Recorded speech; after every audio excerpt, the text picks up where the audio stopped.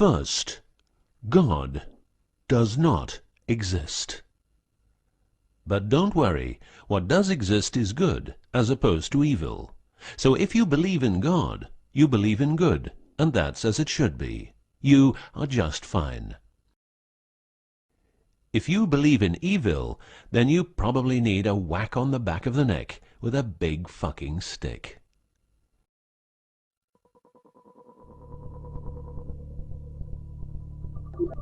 Around 5000 BC, we, Homo sapiens, were genetically modified by space aliens. These aliens first landed where the river Euphrates enters the Persian Gulf. The reason is that in that area, a high concentration of what is called monatomic gold is found in the seawater, while nowadays the highest concentration is found on the islands of Hawaii. The aliens were members of the Annunaki Empire, and were on a quest to find this metal that is supposed to enhance and repair all bodily functions and stop the body from aging. Monatomic gold is what is called a superconductive metal. Superconductivity means that if you transport, for example, electricity through a line made of this material, you would not lose any energy as a result of heat dissipation. So if you input 100% of energy, you also output 100% of energy. Now apply this principle to your brain, which is a huge, sensitive electrical machine. The monatomic gold makes your neural pathways act like quantum drive superhighways. This means that all your senses will receive input optimally. In turn, these inputs will be processed optimally, and those parts of your brain you don't use will become more active, so enhancing your memory, making you better understand problems, allowing you to sense evil, detecting lies, becoming telepathic, and even being able to time travel in your mind by seeing the past or the future.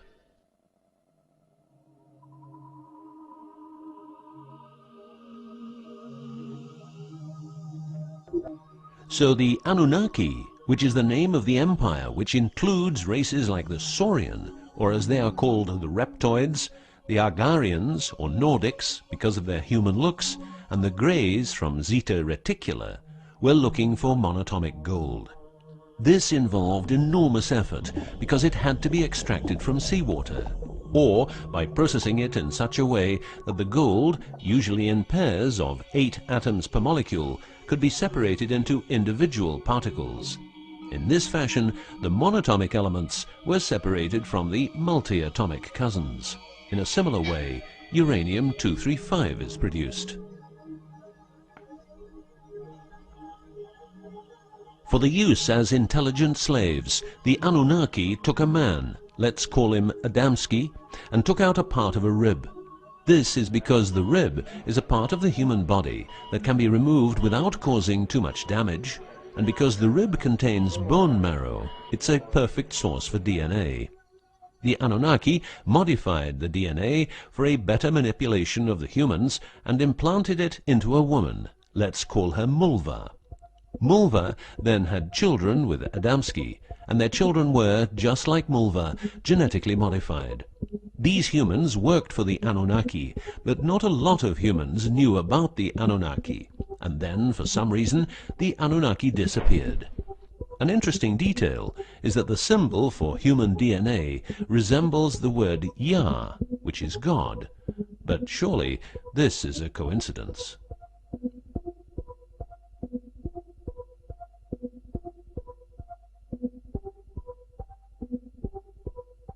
Now, some humans received part of the knowledge of the Annunaki. The last known humans were the Jewish people who carried the Ark on their journey from Egypt to the Promised Land. Before them, the Ark was in the lands of the Sumerians, Babylonians, and Tibetans. This Ark, not the Ark of Noah, was known to have powers beyond human imagination. It could levitate and deliver the fire of stars, a dangerous firework-like display of power that occurred when the monatomic elements became unstable. To make them stable again, you needed to know certain secrets, and with those secrets you could preserve the Ark and thus its powers. The humans who were close to the secrets of the Ark had long and prosperous lives. The best known was Methuselah, who lived to the age of 950. Wherever the Ark is, the culture thrives, and over the centuries it moved from Jerusalem to Rome to London, and is now supposed to be in the United States of America. The Ark always moves west, and will always keep moving west. From the very beginning, the people who own the Ark have never given it away, and great care is given to preserve the bloodline's purity of the holders of the Ark. Renowned conspiracy theorist David Icke studied the bloodline of George W. Bush. This he traced back all the way to the Sumerians, a people who lived in the southeastern part of what is now known as Iraq, where the river Euphrates meets the Persian Gulf.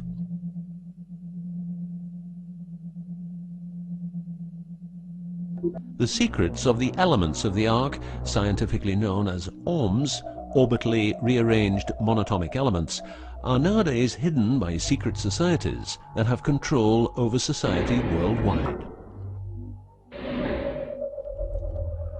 The word ORM is the same as the Hebrew word which means the tree of life.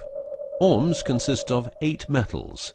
These 8 metals are ruthenium, rhodium, palladium, and silver, known as the light platinum group, and osmium, iridium, platinum, and gold, known as the heavy platinum group. Gestation of these metals in monatomic form prolongs life and enhances and repairs bodily functions. By following what is called a wide-spectrum diet, we can provide our bodies with monatomic superconductive elements. In other words, by eating a lot of grapes, carrots, all blue and dark red fruit and vegetables, and also much other fruit, vegetables, and fish.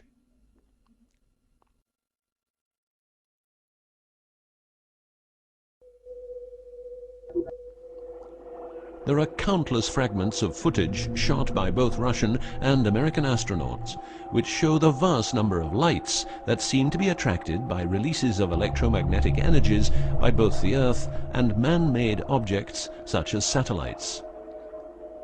In Building 8 of the Johnson Space Center in Texas, the USA, high-resolution pictures taken by satellites are photoshopped each day to remove proof of aliens.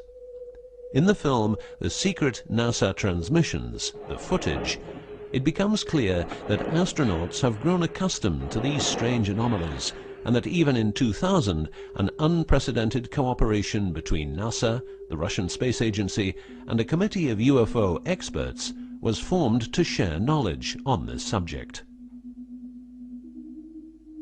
To better understand this whole story, a few revelations are in place. Everything vibrates because atoms vibrate, and that is because the subatomic particles are in harmonic resonance, a fancy word for vibration and keeping themselves in equilibrium. Gravity is vibration generated by the presence of mass, and it can be neutralized by altering the harmonic resonance of the gravitational field. In other words, if you generate vibrations, you can alter gravity, and with superconductive materials, the amount of energy needed for generating the vibrations is greatly reduced. A practical example of reducing one vibration with other vibrations is the use of anti-sound. If you instantaneously produce the exact opposite waveform that comes towards you in the form of sound, the sound will cease to exist. This is called destructive interference. One of the forms of creating anti-gravity is called auditive levitation, a method used by Tibetan monks to elevate rocks over 250 meters high and 250 meters distance. By arranging drums and trumpets extremely precisely, together with some 100 men chanting, all arranged in a precise manner, the monks, after about 5 minutes, could levitate a rock weighing a ton and place it exactly where they wanted it. Theorists around the world theorized that huge monuments like those of the Egyptians and Mayan people were built this way. Other examples of anti-gravity we find in the vast amount of UFO sightings. These UFO sightings are actually experiments run by governments in their search for anti-gravity propulsion. So, if the technique is known, why don't we all transport using anti-gravity propulsion? For each year of technological advance, the military advances 44 years. All science is merely a means to an end. The means is knowledge. The end is control. Who will be the beneficiary? What do they want? What they want is control. The establishment of a global economy which is totally predictable and can be manipulated in every sense.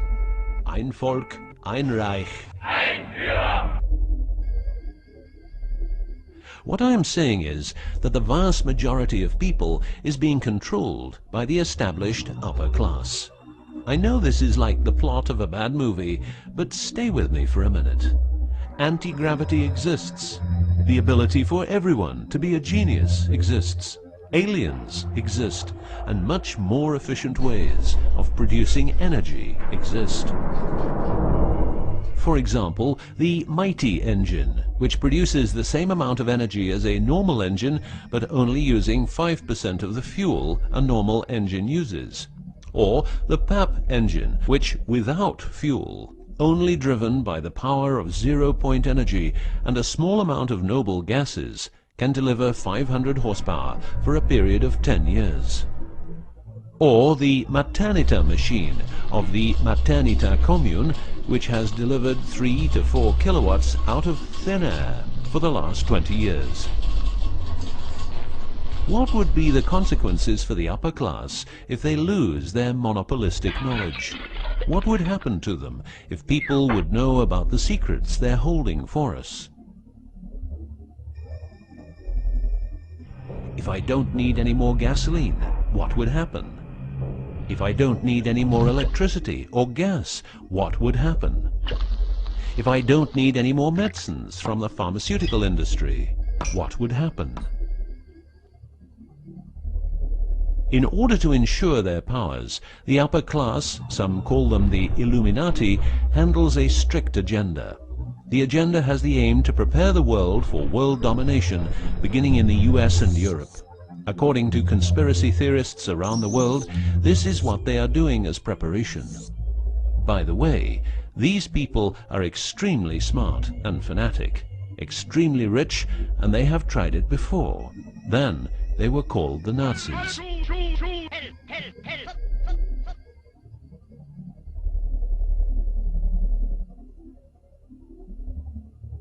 Although what you are going to see and hear sounds very peculiar, remember that a lot of people, for instance, ex-personnel of the US and UK armed forces, have been brutally murdered for making their information public. Let's begin with 9/11, but first a little history. What the Second World War did for the US is that it gave the country such an economic lead that it could easily grow more comfortable in its already powerful role. The industry of war gave everybody jobs, and therefore everybody could start consuming. Marshall aid gave Europe the economic impulse it needed. In other words, war leads to flourishing economies and leaps forward in technology. The process of transformation, even if it brings revolutionary change, is likely to be a long one, aside from some catastrophic catalyzing event like a new Pearl Harbor. These are the words of a neocon think tank whose members count people like Dick Cheney, Wolfowitz, and Donald Rumsfeld. What it says is that America needs a war to transform into its next shape, and 9/11 is our new Pearl Harbor.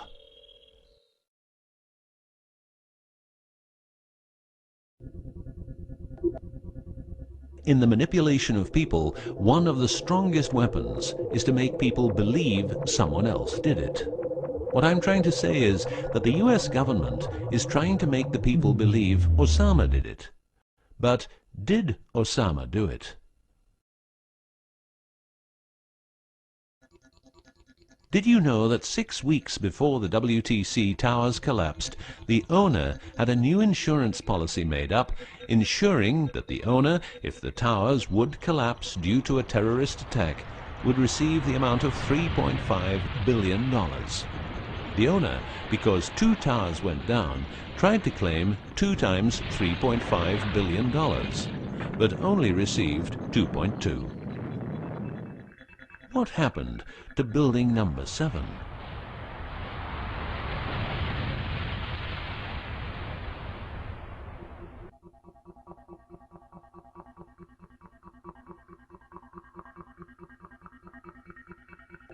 In order to control people who can be a hazard to the bad guys have control of a number of tools. One of these tools is the remotely operated electromagnetic frequency weapon. These use microwave, ELF, extremely low frequencies, and acoustic frequencies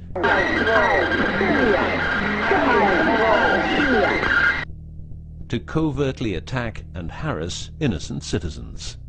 The use of frequency weapons on humans for behavioral control and murder is not new. For well over 50 years, neuro-electromagnetic frequency weapons have been perfected for their covert use in warfare. These classified, non-lethal or silent weapons, as they are known in the trade, have also been perfected by experimenting on an innocent and unsuspecting public since their early development. Directing a beam of frequencies to a human can cause a series of effects.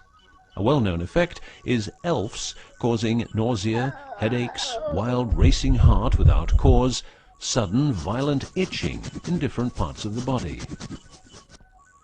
A frequency weapon can look like this, or like this. Its shape depends on how frequencies have to be directed to the target. Did you know that the US Patent and Trademark Office holds a vast amount of patents for machines which can be used in direct or subliminal mind control systems? Here are a few. Method and system for altering consciousness. Superimposing method and apparatus useful for subliminal messages. Subliminal message generator. Enough about the frequency weapons. Check this link to learn more.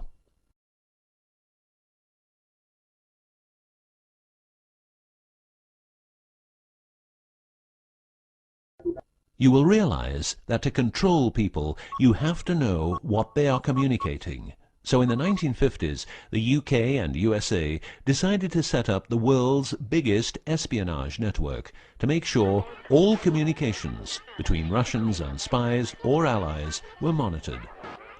This system has continuously been updated since the day it became operational. The system's name is Echelon and consists of a vast network of listening posts, extremely advanced computers, an enormous number of people, dishes, and taps. Echelon's computers capture every communication via internet, GSM, UMTS, landlines, TV and radio broadcasts, satellite communications, private, military, and diplomatic, and listens to every word. The computers work with a list of keywords, and when a message contains one or more keywords, the message is directed to a specialist who examines the message. If it is suspicious, further action may be taken. Echelon centers are around the world, but here are the best-known locations. Menwith Hill, North Yorkshire, England. HARP, Remote Mind Control Computer Center, Alaska. Pine Gap, near Alice Springs, Northern Territory, Australia. Pine Gap has a complex of radomes, a huge computer room, and about 20 support buildings. The signals analysis section of the computer room is staffed exclusively by CIA and NSA analysts. Within the USA, Australia and the UK, the NSA can plug into every telephone call and message entering, leaving or transiting the country. The NSA is also constructing a network of towers up to 500 feet high, each tower at a distance of 200 miles from each other and stretching from the east to the west of the US. The network is called GWEN, Ground Wave Emergency Network. This network transmits very low frequencies combined with ultra-high frequencies and is used in case the communication systems in the US are rendered useless because of a nuclear attack. Coincidentally, the frequencies of GWEN coincide with the frequencies being used by frequency weapons. Also coincidental is the fact that mobile telephone systems like GSM and UMTS also operate in the same frequency areas as some frequency weapons.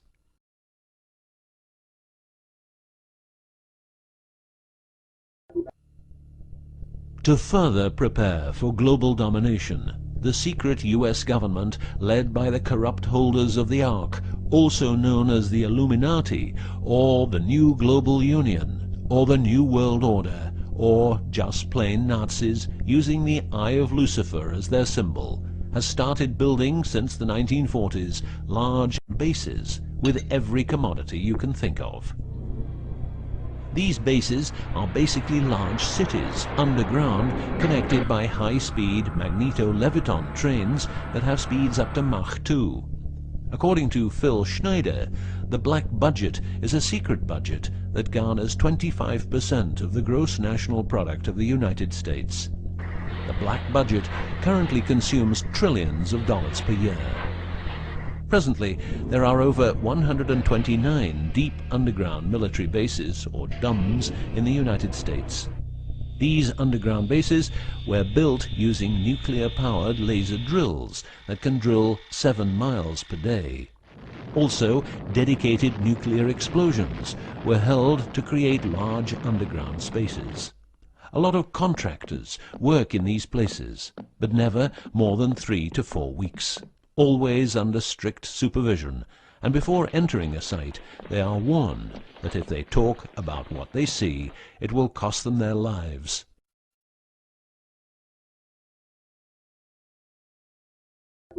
As mentioned, men are the result of a genetic modification by space aliens.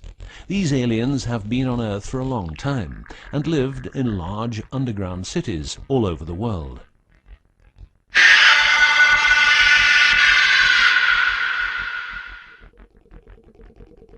Collaboration with modern governments began as early as 1933 with the Bavarian Illuminati and Thule secret societies, and this collaboration was brought into America via the CIA, which was established with the help of American Nazi agents as well as European Nazis who were brought into America through Project Paperclip and other operations.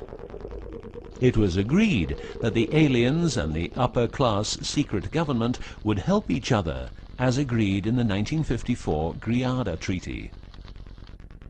By 1979, the aliens didn't respect the treaty at all, and it was in this year when, at Dulce Air Force Base, a huge underground base was being built, and during excavation, an underground alien city was discovered. There are several species of aliens working with the US at the Underground 7 level facility at the Alien US Government Biogenetic Research Base in Dulce, New Mexico.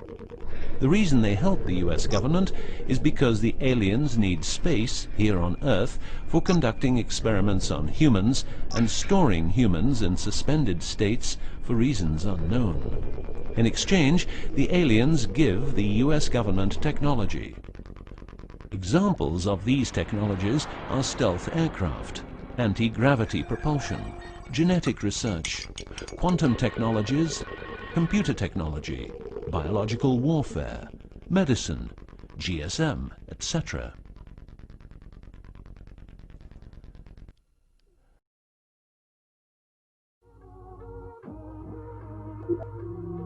The greatest weapon the devil has is the disbelief people have in him. The devil represents evil, and those who want to dominate are the evil ones because they keep their knowledge from saving lives and improving the world. Instead, the evil ones will make the people more docile and stupid, using more tricks in order to achieve their goal, which is world and universal domination. The story of the aliens seems so unreal that, like the devil, it is subject to ignorance and ridicule, and that is its greatest weapon.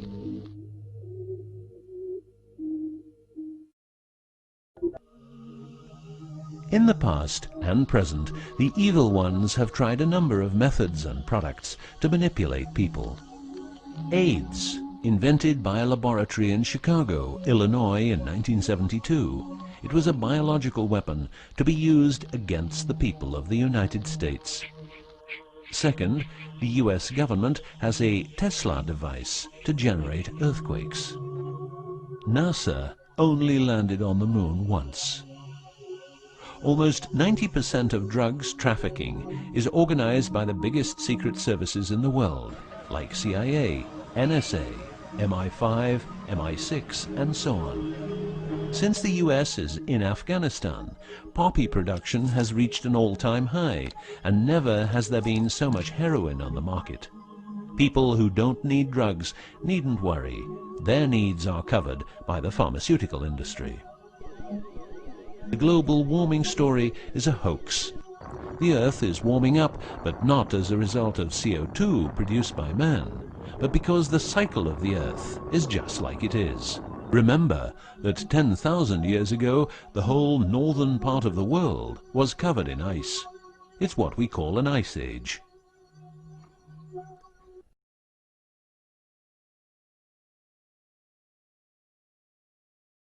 The Ark, in its recent form, started its journey in the deserts of Egypt and was carried to the Holy Land by the Jewish people.